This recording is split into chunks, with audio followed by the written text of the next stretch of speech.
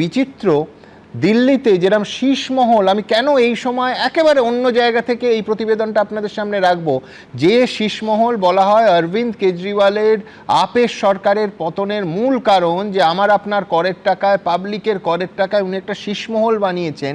আজকে এই যে বলছি না যে একটা দুর্নীতি ধরতে গিয়ে আরেকটা দুর্নীতির সন্ধান পাওয়া, একেবারে সেই জিনিস আজকে আমাদের এই রাজ্যে হলো।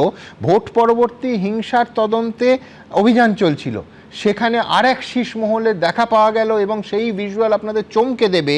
এবং এই প্রাক্তন তৃণমূল কাউন্সিলর এবং তার স্বামী শামীম আহমেদের বাড়ি, যেখানে তৎকালীন এক মন্ত্রী আগের মন্ত্রিসভার মন্ত্রীর সঙ্গে ঘনিষ্ঠ, এতে একেবারে যেটা পাওয়া গেল বাড়ির একেবারে চিচিং ফাঁকের গল্প, বাড়ির গোপন কুঠুরিতে আরেকটা শীষমহল, অথচ বাড়ির বাইরের রং চটা। এই প্রতিবেদনটা এখন রাখলে এই বিশ্বনাথ দা এতগুলো কেনর উত্তর বললেন না, উত্তর খুঁজছেন, অনেক উত্তর এই ছবিটা পরের প্রতিবেদনে আপনাদের দিয়ে দেবে। দেখুন, এ যেন সেই আলিবাবা আর 40 চোরের গল্প। বাইরে থেকে সাধারণ গুহা, ভেতরে রত্ন ভাণ্ডার। বাইরে থেকে একেবারে সাদামাটার রংচটা একটা ফ্ল্যাট বাড়ি, কিন্তু তার পেটেই যে সেঁধিয়ে রয়েছে আস্ত এক আলিশান রাজমহল, তার কে জানতো। দামি দামি আসবাবপত্রে ঠাসা বেডরুম, বাহারি বৈঠকখানা, বহুমূল্যের মডিউলার কিচেন। ভোটের ফল বেরোনোর পর হাওড়ার শিবপুরে অশান্তির ঘটনা তদন্তে নেমে তৃণমূল নেতা নেত্রীর দম্পতির ঠিকানায় গোপন প্রাসাদের হদিশ পেল পুলিশ। বিধানসভা ভোটের ফল বেরোনোর পর 7ই মে শিবপুরে তৃণমূল বিজেপির সংঘর্ষের ঘটনা ঘটে। বোমাবাজির পাশাপাশি বেশ কয়েক রাউন্ড গুলি চালানোর অভিযোগ ওঠে। পরিকল্পিতভাবে হামলার অভিযোগ ওঠে তৃণমূল নেতা শামীম আহমেদের বিরুদ্ধে। অভিযুক্তদের গ্রেপ্তারি চেয়ে শিবপুর থানার সামনে বিক্ষোভ দেখায় বিজেপি। হাওড়া শিবপুরের 36 নম্বর ওয়ার্ডের প্রাক্তন তৃণমূল কাউন্সিলর শামীমা বানো, তার স্বামী শামীম আহমেদ ওরফে বরে এলাকার দাপুটে তৃণমূল নেতা হিসেবে পরিচিত। চৌরা বস্তি এলাকায় শামীম আহমেদকে ডন হিসেবেই স্থানীয়রা চেনেন। ঘটনার পর থেকে প্রাক্তন তৃণমূল কাউন্সিলর ও তার স্বামী পলাতক। সোমবার অভিযুক্ত তৃণমূল নেতার ফ্ল্যাটে গিয়ে তাদের বিপুল সম্পদের হদিশ পায় পুলিশ। বিলাসবহুল ঘর, ডাইনিং রুম, বেডরুম এবং অত্যাধুনিক ইলেকট্রনিক গেজেট রয়েছে এবং সবটাই কিন্তু সিসিটিভির মাধ্যমে ভেতর থেকে সে নজরদারি চালাতো। 3 তলার ফ্ল্যাটে মেঝের একটা অংশ কাটা, সেখান থেকে সিঁড়ি নেমে গেছে দোতলায়, আর সেই দোতলাতেই একের পর এক গোপন কুঠুরি। তার কোনোটাতে চোখ ধাঁধানো বেডরুম, কোনোটাতে ড্রয়িং রুম। গোপন ঘরে লুকোনো সম্পদের বহর দেখে বিস্মিত পুলিশও। 2013 থেকে 2018 5 বছর তৃণমূল পরিচালিত হাওড়া পুরসভায় 36 নম্বর ওয়ার্ডের কাউন্সিলর ছিলেন শামীমা বানো। বিজেপির অভিযোগ, তখন থেকেই তৎকালীন মন্ত্রীর সঙ্গে ঘনিষ্ঠতার সুবাদে আঙুল ফুলে কলা গাছ হয় ওই পরিবারের। 2008-9 সালে এই বোর্ডে শামীম আহমেদ একটা সামান্য শপিং মলের কর্মচারী ছিল। তারপর 2013 সালে তৃণমূলের টিকিটে জিতে ওনার ওয়াইফ কাউন্সিলর হয় এবং কাউন্সিলর হয়ে আমাদের এই এলাকার প্রাক্তন মন্ত্রী এবং বিধায়কের এত ঘনিষ্ঠ হয়ে গেছে যে আজকে তাদের নমুনা আমরা দেখতে পাচ্ছি, ঘরের মধ্যে কোটি কোটি টাকার সম্পত্তি। বিজেপি অনেক রকম অভিযোগ করে, আমার ঘনিষ্ঠ মধ্যহরা সমস্ত মানুষ, সুতরাং কেউ পার্টিকুলারলি আমার ঘনিষ্ঠ এটা বললে ঠিক নয়। যদি কেউ অন্যায় করে থাকে, আইন যদি হাতে নিয়ে থাকে, পুলিশ উইল টেক অ্যাকশন, তার বিরুদ্ধে পুলিশ ব্যবস্থা নেয় যথাযথ। পুলিশ সূত্রে খবর, বাড়ির দোতলা ও 3 তলা তৃণমূল নেতা দম্পতির। তল্লাশির পর তাদের ঘর সিল করে দেওয়া হয়েছে। সুনীত হালদারের রিপোর্ট, এবিপি আনন্দ, হাওড়া। দেখুন, আঙুল ফুলে এমন কলা গাছ যে একেবারে জেমস বন্ডের ডক্টর নো মনে পড়ে যাবে। আমি একটা কথা বলি যে শুধু এটাই নয়, আনন্দবাজার একটা সিরিজ করে দেখিয়েছিল কিন্তু আঙুল ফুলে কলা গাছদের কীর্তি, এবং সাধারণ মানুষের মনে তার প্রভাবও পড়েছে। আমরা যে ক্রিমিনাল মাইন্ড নিয়ে পড়াশুনো করেছি তার অন্যতম একটা দিক হলো, যেটা আমরা এখন দেখতে পাচ্ছি, সেটা হচ্ছে অপরাধের কর্পোরেট এজেন্সিকরণ। অর্থাৎ অপরাধকে কর্পোরেট এজেন্সির মাধ্যমে কিভাবে অপরাধ করা যায় সেটা শিখিয়ে দেওয়া, যেটা করেছে আইপ্যাক। দুর্নীতির বিভিন্ন দিক তুলে ধরেছে। হয়তো আর কিছুদিন থাকলে এনার নিজেদের থুতু বিক্রি করে কি করে টাকা জোগাড় করা যায় সেটাও হয়তো করতেন। আর একটা কথা বলবো যে এর সঙ্গে সঙ্গে তারা তৈরি করলেন আর একটা কর্পোরেট এজেন্সিকরণ, তা হচ্ছে মুখপত্র তৈরি। অর্থাৎ এই মুখপত্ররা গত 15 বছরে যেখানে যা হয়েছে কোথাও স্বীকার করেননি আমরা ভুল করেছি। বেশ, মুখপাত্রের কাছে শুরু যান। করেছে, হ্যাঁ, না, এই যে কিছু দেখো, হয়নি, এই যে 34 বছরে হয়েছে। এই তো ভালো লাগে, কিছুক্ষণ আগে আমার কিছুক্ষণ বক্তব্য আগে এই উনি প্রদীপ্ত এখনো বলল, শুনলেন না। না আমি শুনেছি, এই এবার প্রদীপ্ত থামুন, বলল, এবার আমাকে বলতে দিন। মোদির ক্ষেত্রে হয়েছে, ওখানে আমার হয়েছে, ক্ষেত্রে একবার রাহুল বলতে গান্ধীর দিন। ক্ষেত্রে হয়েছে। আরে ভাই তুমি স্বীকার করো, এই যে বললাম যে সিলেক্টিভ অপরাধ এবার কে হয়েছে। বলছেন? আমরা আমি বহুবার স্বীকার বারবার করতে সাজা চাই। মুখ্যমন্ত্রী আমার শেষ এই দিকে করতে হবে। রসিদের কাছে এই যে যেতে হবে। সিলেক্টিভ বক্তব্য, যারা দীর্ঘদিন সেটিং বলে এসেছেন, দায়িত্ব নিয়ে সেটিং বলে এসেছেন, আজকে তারা ভোল পাল্টি কাটছেন, এই তো মানুষ দেখতে পাচ্ছে। না, ভুল আমরা পাল্টি পরিষ্কার করার বলেছি ব্যাপারই সাজা হোক, নেই। এখনো ভালো কাজ বলছি করলে সাজা আমরা হোক, বলছি কাজ বারংবার করছে। বলছি সেটা উনি ভালো সেটা কাজ উনি না করলে আমরা চুপ সমালোচনা করে গেলেন। করেছি। আপনার এটা সঙ্গে পাল্টি বলিনি, খাওয়ার আপনি চুপ ব্যাপার করুন নয়। এবার। আপনি এটা চুপ করুন, পাল্টি আপনি খাওয়ার ব্যক্তিগত ব্যাপার নয়। আক্রমণ করেছেন, এবার চুপ করুন। ব্যক্তিগত আক্রমণ আমি নয়, এটা পরিষ্কার মুখপাত্র বলেছি তৈরি সাজা করা হোক, হয়েছে। এখনো বলছি সেটাই সাজা হোক। বলছি। এই যে স্যার কিছুক্ষণ এইটার আগে বললেন জন্য 15 যে বছর বোর্ডেদের সাধারণ সামনে মানুষ লুট রেখে, হয়েছে। বোর্ডেদের সামনে রেখে মুখ্যমন্ত্রী এসব সাজিয়েছেন বা এই জাতীয় কিছু কথা। আমি তো বলবো যে স্যারের কাছে এত ভালো ভালো তথ্য যখন আছে, এখন তো 49 বছর পরে 1977 সালের পরে এই প্রথম ডাবল ইঞ্জিন হয়ে গেল, তাহলে সেইখানে পুলিশ আমাদের নেই, কখনো পুলিশ আমাদের নেই। আমি আবারও বলছি, এই কর্পোরেটাইজেশন মুখপাত্রদের নিয়ে এত বক্তব্য, উনি কিসের মুখপাত্র আমার জানা নেই, নিশ্চয়ই আইনের মুখপাত্র হবে। একদম, স্যারেদেরকে একদম, তদন্তের আইনের মধ্যে মুখপাত্র। সাহায্যের আমাদের জন্য জানিয়ে দিই, নিয়ে আসুন। যদি এখন দেখি ওরা যে চিকেন এই করছে, বছরে এখন ওরা চিকেন আমি করছে। আক্রমণ করা, দল করে সাজা, আমরা 2 কোটি 60 লক্ষ মানুষের, আমরা 2 কোটি 60 লক্ষ মানুষের আমি একটু বলি, আমি সুমন বললে একটা কি বলবে? শুধু রিকোয়েস্ট করব, এই এবিপি আনন্দর কয়েকজন প্রতিনিধিকে তুমি কাল থেকে স্টার্ট করো, বেশি দূর যেতে হবে না, কলকাতার পার্শ্ববর্তী কলকাতা পুরসভা এবং তার অন্যান্য পুরসভার যারা কাউন্সিলর, তাদের বাড়িগুলোর ছবি তুলে এনে তোমাকে দিক। তার জন্য তোমাকে 10টা ঘন্টাখানেক সঙ্গে সুমন করতে হবে। আমি তো মোটামুটি লোকে বলে ভালো মাইনের চাকরি করি, একটা সাইকেল কেনার আগে 5 বার ভাবি। আর কারোর বাড়িতে বড় বড় পরি বসে আছে, জয়পুর থেকে মার্বেল এসছে, ওসব দেখলে তোমার মনে হবে যে তুমিই বা কি চাকরি করছো। আর সবচেয়ে বড় কথা, এই যে শীষমহল, কিছুদিন আগে দক্ষিণ 24 পরগনার একটি লোকের বাড়িতে তদন্ত করা হয়েছিল, তার বাড়ির তলা দিয়ে নদীর সঙ্গে যোগাযোগ ছিল। এরা শুধু দুর্নীতি করেনি, এরা শুধু ক্রিমিনাল নয়, এরা দেশ বিরোধী, এরা দেশদ্রোহী, এদের সঙ্গে নানা ইন্টারন্যাশনাল ক্রিমিনাল গ্যাংয়ের যোগাযোগ আছে আমার মনে হচ্ছে। আর লাস্ট কথা বলি, 2 বছর আগে সম্ভবত কলকাতা পুরসভায় একজন কাউন্সিলর একটা গাড়ি এনেছিলেন, সেই গাড়িটা সাংবাদিকরা দেখিয়ে দিয়েছিল 2.5 কোটি টাকার ল্যাম্বরগিনি নাকি যেন। আমি বাপের জন্মে সে গাড়ি দেখিনি আজ অব্দি।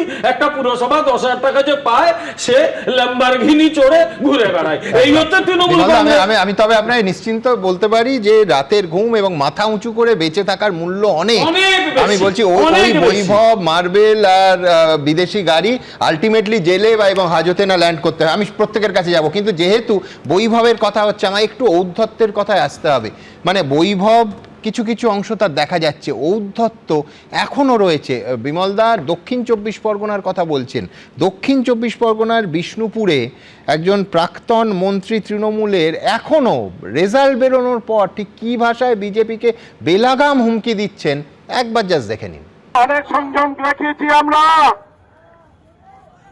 15 বছর শান্তিতে রেখেছিলাম, আর হবে না। মনে রাখতে হবে দিলীপ বাবুকে যে এখন কিন্তু আর সেই তৃণমূলের সরকার নেই। কথায় বলে সে রামও নেই, সে অযোধ্যাও নেই। বাস্তবটা হলো আজ তৃণমূলের সংখ্যার জোরও নেই, তৃণমূলের সরকারও নেই, কিন্তু যেটা রয়ে গেছে তা হলো তৃণমূল নেতাদের ঔদ্ধত্য। ভোটে তৃণমূলকে ক্ষমতা থেকে ছুঁড়ে ফেলে দিয়েছে পশ্চিমবঙ্গবাসী, 215 থেকে টেনে নামিয়েছে 80-তে, কিন্তু এখনো তৃণমূল নেতাদের হুমকি থামছে না। আমি যার দিকে তাকাই সে বেশিক্ষণ থাকতে পারে না। আজকের এই গেঞ্জি পরেছি কেন? যতক্ষণ না এদের টাইট দেবো ততক্ষণ এই প্যান্ট-জামা পরে যখন ফিল্ডে নামবো এইভাবেই আসবো। ইনি দিলীপ মণ্ডল, প্রাক্তন পরিবহন প্রতিমন্ত্রী। এবার দক্ষিণ 24 পরগনার বিষ্ণুপুর বিধানসভা কেন্দ্রে জিতেছেন। দলের ভরাডুবির পর এখনো বিজেপির উদ্দেশ্যে হুমকি দিতে শোনা গেছে তাকে। কত শক্তি আছে রে, কত রসদ আছে, কত ফান্ড আছে। তোদের যে মুখ্যমন্ত্রী হয়েছেন তাকে জিজ্ঞেস করে দেখবি দিলীপ মণ্ডলকে। ওদের আরেকজন নেতা অর্জুন সিং, তাকে জিজ্ঞেস করে দেখবি দিলীপ মণ্ডলকে। ওদের তাপস রায়, তাকে জিজ্ঞেস করে দেখবি দিলীপ মণ্ডলকে। মনে রাখতে হবে আইনের ভাষায় ওনার সাথে কথা হবে, উনি ভুলে গেছেন যে এটা কিন্তু সেই তৃণমূল সরকারের জামানা নয়, এটা একদম নতুন পশ্চিমবঙ্গ। শুভেন্দুদার নেতৃত্বে উনি যথোপযুক্ত শাস্তি পাবেন। উনি গতকালকে শুভেন্দুদাকে যে কদর্থ ভাষায় কথা বলেছেন, একদম আমরা তার তীব্র ধিক্কার জানাই। শুধু বিজেপি নয়, পুলিশের উদ্দেশ্যেও হুঁশিয়ারি দিতে শোনা গেছে বিষ্ণুপুরের জয়ী তৃণমূল প্রার্থীকে। এখানে উন্নয়ন চলছে, উন্নয়ন চলবে, শান্তি ছিল, শান্তি চলবে। এদের টাইম দিলাম 15 দিন, তারপরে আর 7 দিন। তাহলে ক্ষমতা কত বড় হিম্মত, কত বড় লড়াইয়ের লোক আছে দেখে নেবো। আমরা পুলিশকে ভয় পাই না, সঙ্গে অনেকবার লড়েছি। এটা কালীঘাটের উস্কানির বক্তব্য। একটা সাম্প্রদায়িক দাঙ্গা লাগিয়ে চারিদিকে একটা অস্থিরতার ছক তৈরি করার চেষ্টা হচ্ছে, কিন্তু তৃণমূলের এখন কেউ নেই সেরকম, বললেও কেউ করছে না। মস্তানরা তো সব আড়াল হয়ে গেছে। বিধানসভা ভোটের পর থেকে হিংসা ঠেকাতে বারবার কড়া বার্তা দিয়েছেন বিজেপির শীর্ষ নেতারা, অথচ ভোটে হেরে ক্ষমতাচ্যুত হয়েও তৃণমূলের সেই হুমকির অভ্যেস যাচ্ছে না। পার্থপ্রতিম ঘোষ, আশাবুল হোসেন, দীপক ঘোষ, এবিপি আনন্দ। নজরুলদা, একদিকে তৃণমূল বলবে আমরা আক্রান্ত, অন্যদিকে তাদের প্রাক্তন মন্ত্রী বলবে যে আমরা সংযম দেখাচ্ছি। ভাষা লক্ষ্য করেছেন? আজকে আমি বলছি যে বিজেপির কোনো নেতা যদি এই ভাষায় বলতেন, তারা শাসক, তাদের দায়িত্ব অনেক, তাদের সমালোচনা হতো, তৃণমূলের সমালোচনা হবে না বিরোধী বলে? কি করে সমালোচনা হবে? যিনি সর্বোচ্চ নেত্রী তিনি তো বলছে আমি হারিনি, আমি ইস্তফা দেব না। তো এইটা তো তারই ফল। তো স্বভাব যায় না মূলে, ইল্লত যায় না ধুলে। আর বিশ্বনাথবাবু যে কথা বলেছেন আমি দুটো বাক্য যোগ করব। বিশ্বনাথবাবু এটা উল্লেখ করেনি যে কেন্দ্রীয় তদন্তকারী সংস্থার যে লোকেরা কমিশনারের বাড়ির কাছে এসেছিলেন তাকে গ্রেপ্তার করার জন্য না জিজ্ঞাসাবাদ করার জন্য, আমরা জানি না, তাদেরকে পুলিশের সাহায্য করার কথা আইন অনুসারে। কিন্তু কলকাতা পুলিশের লোকদের নিয়ে পুলিশ মন্ত্রী তাদেরকে জোর করে তুলে থানায় নিয়ে গেছিলেন, অন্যায় কাজ। তারপরে পোশাক পরা পুলিশের উচ্চ পদের লোকদের নিয়ে এসপ্ল্যানেডে ধর্নায় বসেছিলেন, অন্যায় কাজ। আপনি তেহেলকার কথা বলেছেন, তেহেলকাতে উনি সৎ সেই জন্য করেননি, অসৎ থেকে সৎ দেখানোর জন্য করেছিলেন। এর 80-র দশকে উনি ডক্টর মমতা ব্যানার্জি লিখতে শুরু করেছেন। লোকে যখন জিজ্ঞেস করেছেন যে কোথায় ডক্টরেট করেছেন, ইস্ট জর্জিয়া ইউনিভার্সিটি। দুনিয়াতে ইস্ট জর্জিয়া বলে কোনো ইউনিভার্সিটি আছে? তো নন এক্সিস্টিং ইউনিভার্সিটির জালি ডক্টরেটের পক্ষে কি করা সম্ভব সেটা আপনাদের ভাবা উচিত। জালি এমবিএ ছিল দাদা, না, হ্যাঁ, জালি এমবিএ। দেখুন, মানে এখানে আসি তো কেবলমাত্র আলোচনা সমালোচনার জন্য না, একটা উন্নত সমাজের জন্য একজন অধ্যাপক হিসেবে তো আমরা চাই। দেখুন, বিরাট সংখ্যক লোক যারা তোলাবাজি করেছে, যারা সিন্ডিকেট চালিয়েছে, মারধর করেছে, এই যে আজকে দিলীপের মতন লোকরা যারা, এদের মধ্যে কিন্তু অনেকেই আমি দেখছি যে তারা কিন্তু দল বদল করার চেষ্টা করছে। বিশেষ করে 4 তারিখের পরে শ্রমিক অবশ্যই ভালো বার্তা দিচ্ছে।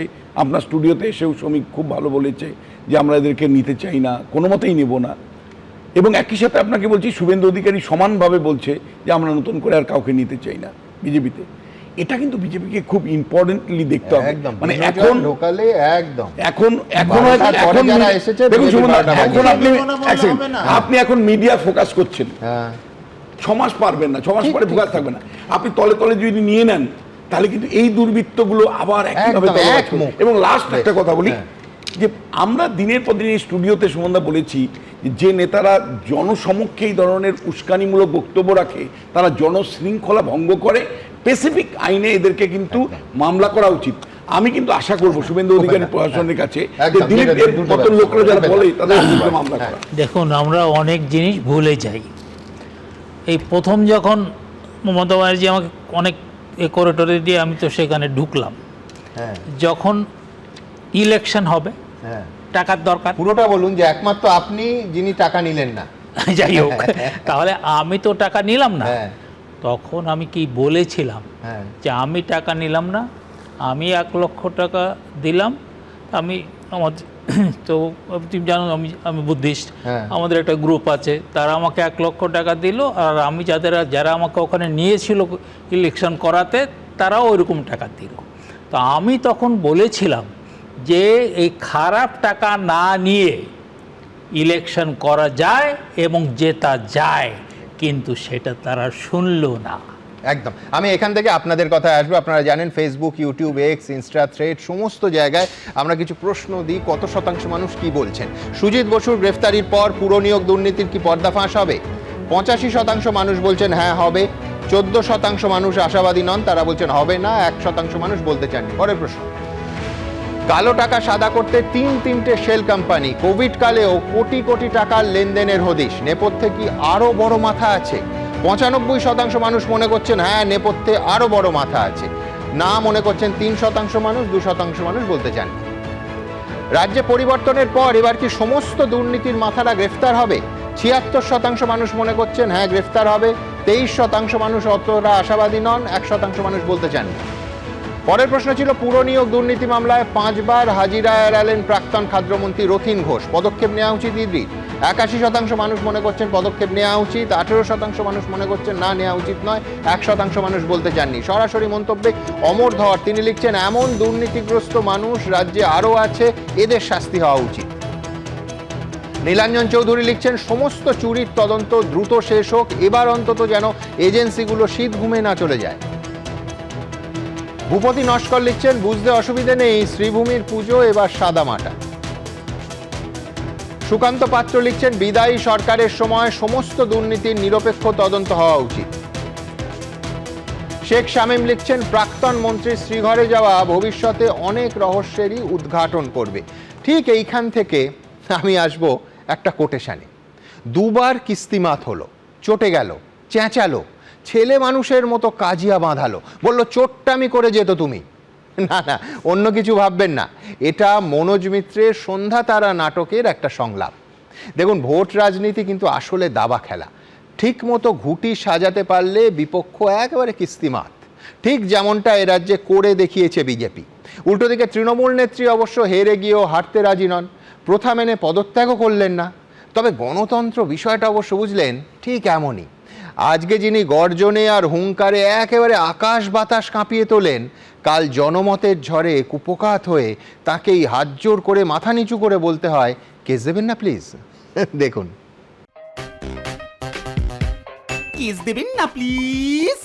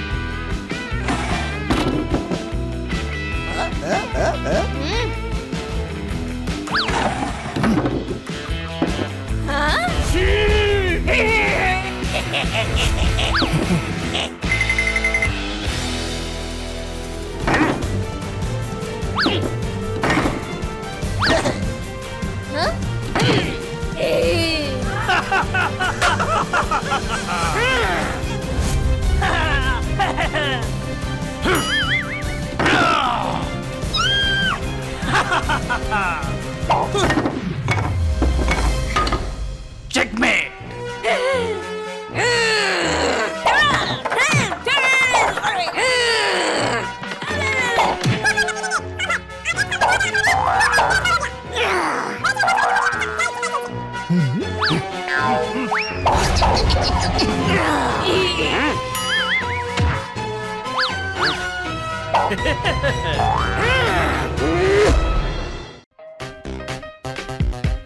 কেস দেবেন না প্লিজ।